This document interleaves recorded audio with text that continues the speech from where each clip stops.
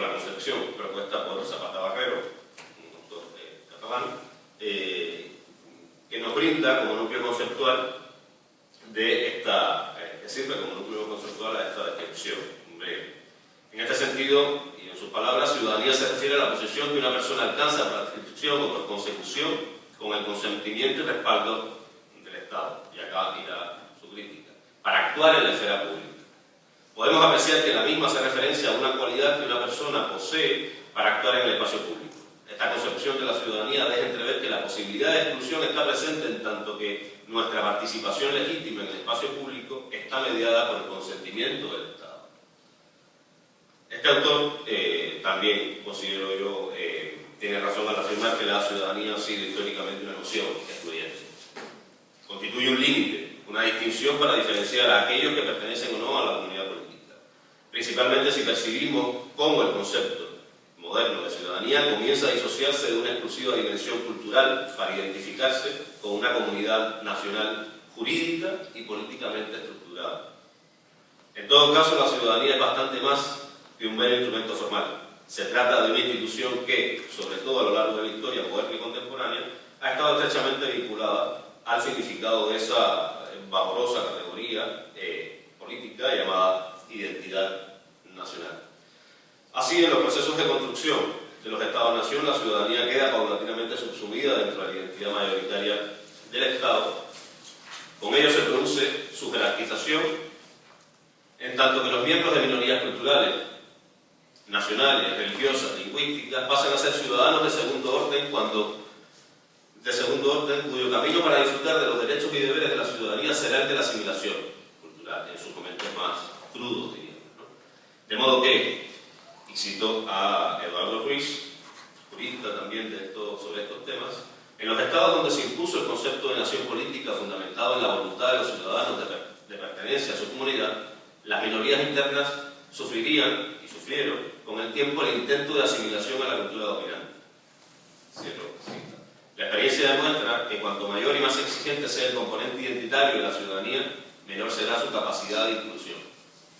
Pensar la ciudadanía de manera inclusiva es uno de los retos de nuestra democracia, pero no podemos olvidar que siempre que utilicemos el término ciudadano, involucraremos su carácter excluyente, pues se refiere a un conjunto de individuos que reúnen un conjunto de cualidades determinadas por el Estado, que los legitima como parte de la comunidad política, una vez más.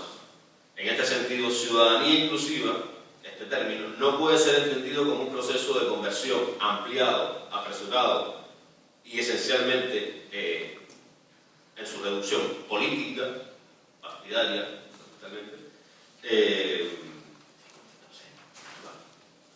como mucho menos cuando la ciudadanía se sigue traduciendo en clave de identidad homogénea.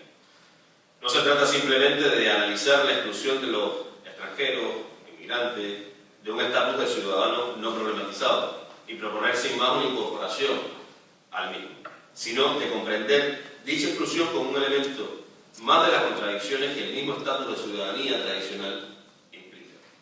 Tal identidad se ha impuesto incluso en aquellos colectivos minoritarios que han precedido la constitución de la nación-estado. Estos han sido considerados ciudadanos, pero con un estatus de segundo nivel. Se enfrentan a una situación de discriminación debido a que el proyecto nacional mediante el cual se construyó la comunidad política los incluyó como ciudadanos sin reconocerles la posibilidad de expresar su especificidad cultural en el espacio público. Y para terminar, ya saltando algunas ideas, sí me gustaría hacer referencia en esta línea de argumentación a la idea, muy rápido, de nuda vida de Agamben, porque en definitiva lo veo como resultado prácticamente natural de todo el discurso de desapropiación de derechos de ciudadanía en función del acaparo que hace la noción de nacionalidad o identidad nacional del mismo. Al interpretar el término nuda vida, que para Agamben hago la aclaración, parte de la estructura jurídico-política de la excepción para entender las prácticas que dividen la vida entre aquellas dotadas de existencia política y aquellas que no, serían la nuda vida. A partir de este concepto podemos percibir cómo el Estado convierte esta condición, la condición de ausencia existencia política, en algo que todo individuo posee, en algo diferente que ya puede introducirse como en la propia vida del ciudadano. Resulta, asimismo, apreciable que para esta conversión limitadora no existe ninguna justificación razonable. No obstante, las estructuras de poder establecen una línea que separa a los meros seres humanos de los ciudadanos. Ello hace que los mecanismos de exclusión e inclusión activados a través de la ciudadanía puedan afectar a determinados sujetos dependiendo de las constelaciones de poder. Según Agamben, y con esto ya finalizo, sería mucho más fecundo y honesto indagar atentamente por los procedimientos y dispositivos jurídicos que permitieron privar por completo de sus derechos y prerrogativas a seres humanos, hasta el punto de que realizar cualquier acción posible sobre ellos no se considere ya como un derecho.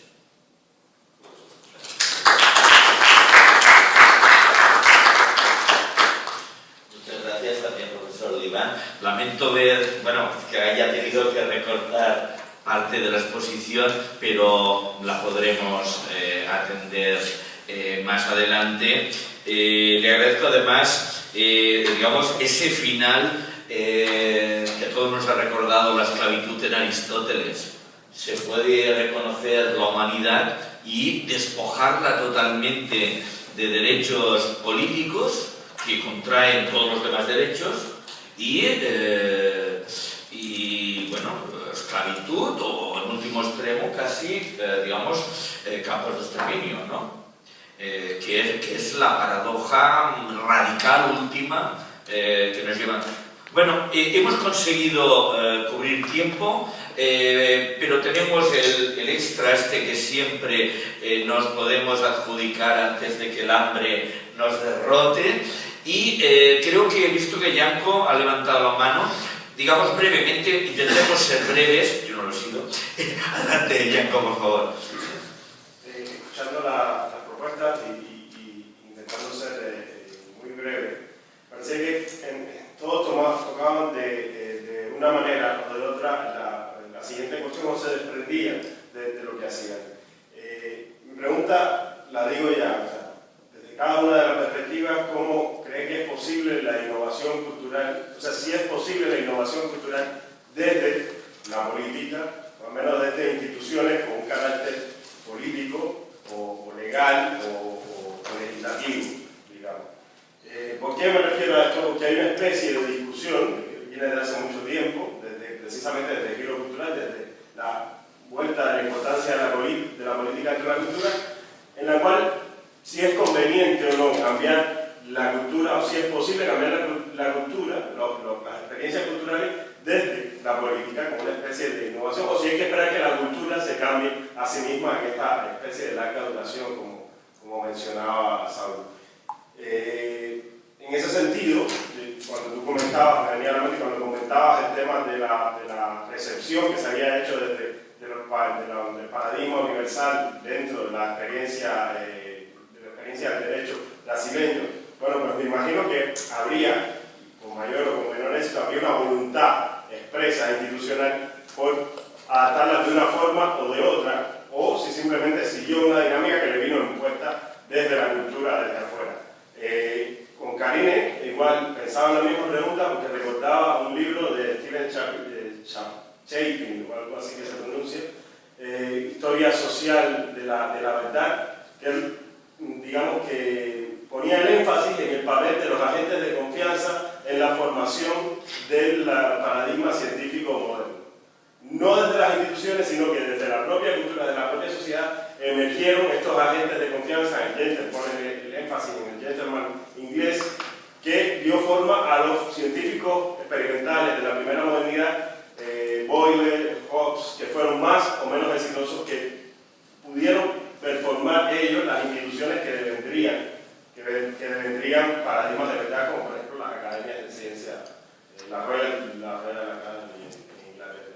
Y en el caso de Renato, cuando comentaba sobre esta contradictoria, claro, una contradictoria siempre es una voluntad de reescribir la historia y por tanto de incidir en una percepción cultural u otra del tema que se está tratando. Y en el caso de Iván, como ninguno, porque pensaba que si la cultura misma hay que esperar a que se cambie, o si es que la democracia tiene que reformular la democracia, sobre todo en el caso de la ciudadanía, especialmente de la ciudadanía de los extranjeros, especialmente en este caso de la ciudadanía de los extranjeros. Si uno pregunta, culturalmente te van a responder siempre que no es posible y que no debe hacerse. O sea, ningún ciudadano, o sea, siempre perdería en una discusión, en un plebiscito ciudadano, el dar derecho de ciudadanía a todos los extranjeros solamente por decidir. Por tanto, el cambio, que evidentemente es justo, tendría que venir siempre desde otro lugar que no sea la propia dinámica cultural, tendría que ser impuesta a la dinámica cultural de ese Estado. Así he tratado de hacer muy bien. Gracias. Doctor Son, de hecho, que... Esta cuestión es una cuestión interesante, pero se puede abordar de diferentes maneras. Usted mismo ha demostrado esto haciendo comentarios diferentes con la misma pregunta sobre las respondencias. Tenemos que presupor una cosa. Bueno, ¿qué es la política y qué es la cultura desde un punto de vista de sus relaciones recíprocas, ¿no? Desde el punto de vista de sus relaciones recíprocas, la política es justamente un momento social, un momento de una experiencia social, ¿no? En que, esto conceptualmente, en que todos envolvidos en esta sociedad, o solo algunos, no sé, o sea la sociedad como un todo, o sea, sectores de esta sociedad que se auto, ¿no? Justifican o que se justifican desde de los demás como representantes de esta sociedad, ¿ok? Por tanto, van a hablar por esta sociedad y debatir y dialogar en nombre de esta sociedad. Van a debatir cuáles son los caminos entre los posibles dentro de aquella cultura, de aquella sociedad, se quiere caminar. Esto ya es, dinámica cultural, porque se tienen unos tantos caminos y se eligen algunos. Es que además la cultura es en sí dinámica y cambia, ¿no? Tiene sus cambios. Una cosa equivocada que mucha gente en Brasil cuando trabaja con los indígenas hace, trabajar con una idea de que nuestra cultura occidental es cambiante. La cultura indígena no es cambiante, es una cultura de no cambio. Eso no me consiguen probar. Punto. Para mí, este concepto, que sí es occidental, nuestro concepto de cultura es occidental, ¿no? Ese concepto me parece aplicable en este aspecto a todas las culturas. O sea, es presupuesto de este concepto a la idea de Bildung, no solo la idea de cultura. Entonces, está en cambio. Desde este punto de vista, ¿no? La política siempre cambia un poco la cultura. ¿Mas por qué? Porque la cultura es en sí cambiante también, ¿no? Entonces, ¿qué sucede en este campo? Es que se puede actuar políticamente para intentar mantener elementos de una cultura que no se quiere cambiar, pero esto también es un cambio. O sea, en un percurso cultural en que una cosa está a cambiar, políticamente se puede intentar actuar para que esta cosa no se cambie. Este elemento, este trazo cultural, esta característica cultural, comportamental en este sentido, ¿no? Estamos hablando de cultura como en ese aspecto comportamental, ¿no? Los elementos comportamentales normativos de la cultura en este sentido, ¿no? Entonces, y se puede actuar para que el contrario suceda. Un elemento que está, unos trazos culturales que están estagnados y en un cierto punto se cambien, ¿no? El problema es, si esto es posible, esto no solo es posible como ha sido hecho muchas veces en la historia. El derecho romano, por ejemplo, utiliza dos palabras para esto. Ius receptum es cuando se da la protección jurídica a una práctica social que ya está. La otra cosa es ius constituitum o ius positum, cuando se establece desde arriba, desde el emperador, una postura social nueva que la gente tiene que internalizar. Bueno, el problema es cómo hacerlo cuando se intenta políticamente cambiar una cultura, y esto siempre se hace, la política es elegir caminos dentro de una cultura, sea para protegerla o sea para transformarla, es intervención cultural en este sentido, ¿vale? Sea para proteger, mantener un status quo, o sea para transformar este status quo. En este sentido, el problema no es si cambia o no, es si se puede o no hacer esto desde la política. El problema es cómo hacerlo democráticamente. ¿Cómo hacerlo democráticamente, ¿no? Entonces me parece que la idea de Iván, de que se tiene que tener siempre una capacidad de trabajar con la idea de reconocimiento de aquello que en verdad es una especie de consenso histórico situacional específico, y trabajar con estos elementos, porque del contrario se puede actuar autoritariamente desde la política en el campo de la cultura, ¿vale? Entonces, trabajar con la idea de un mínimo, y que la política tiene que trabajar donde hay reconocimiento de una unidad de intenciones, o con lo mínimo de una posibilidad de trabajar de una manera plural todas las diferentes intenciones culturales en una situación. Si hay una solución política que contempla todas las situaciones, ¿no?, legítimamente, y las organiza, se puede caminar. Si no hay una solución de este tipo, se tiene que pensar si está a debatir un mínimo que no se puede abrir mano. Le doy un ejemplo para finalizar, profesor, muy sencillo.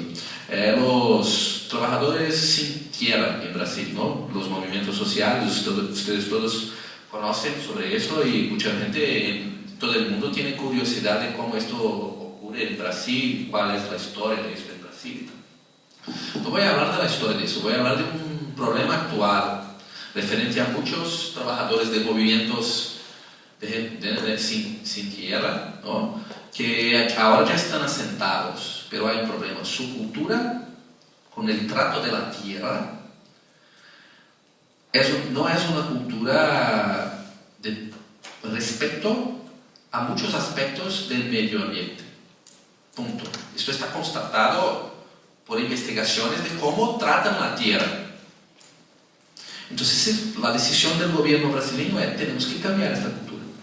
La gente solo puede tener la tierra si cambia su comportamiento con la tierra para protegerla, ¿no? Entonces, el gobierno brasileño en este momento está investiendo, y la Universidad Federal de Goiás hace eso en todo el centro-oeste. Tenemos un curso de capacitación dentro del máster en Derecho Agrario, de capacitación de los asentados en reforma agraria, para que adquieran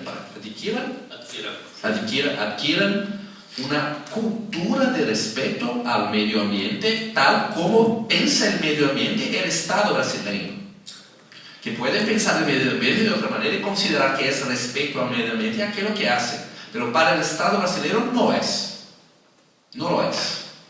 Entonces, el Estado brasileño considera que es legítimo que nuestro programa de maestrado entonces reciba subvenciones y trabaje con esta gente para capacitarlos en la comprensión de qué es la comprensión de cómo se debe tratar el medio ambiente en el ambiente agrario, ¿no?, desde nuestra cultura en este sentido hegemónica en este aspecto, la cultura oficial del Estado sobre cómo debe ser la relación del trabajador de la tierra con el medio ambiente, ¿vale?